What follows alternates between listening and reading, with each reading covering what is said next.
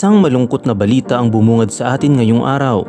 Isang bituin ng pumanaw, isang aktres na minahal natin at nagbigay saya sa ating kabataan.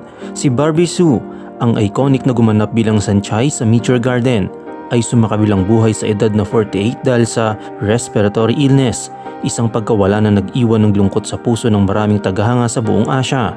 Ngayon ibibigyan natin ng oras ang kanyang buhay, ang kanyang iniwang alaala at kung paano siya nagbigay inspirasyon sa napakarami sa atin. Kung lumaki ka noong early 2000s, siguradong kilala mo si Barbie Hsu.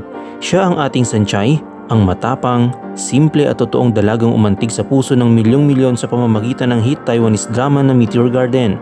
Ang Meteor Garden ay isang kwento ng pag-ibig, pagsubo at pagkakaibigan, at dahil sa kanyang galing sa pag-arte, hindi natin maiwasang madama ang bawat lungkot, saya at pag-ibig na pinakita niya sa palabas.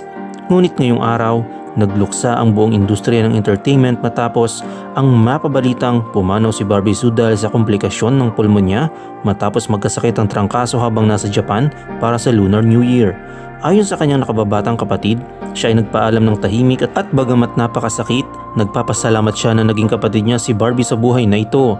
Napakaraming fans at celebrities ang nagbigay pugay sa kanya, mula sa kanyang dating co-stars hanggang sa mga tagahanga sa iba't ibang bahagi ng Asya. Lahat ay nagmadalamhati sa pagkawala ng isang tunay na icon. Si Barbie Hsu ay hindi lang isang artista, isa siyang inspirasyon. Maraming kabataan ang lumaki kasama ang Meteor Garden at nadala sa kwento ng kanyang karakter bilang Sanchay.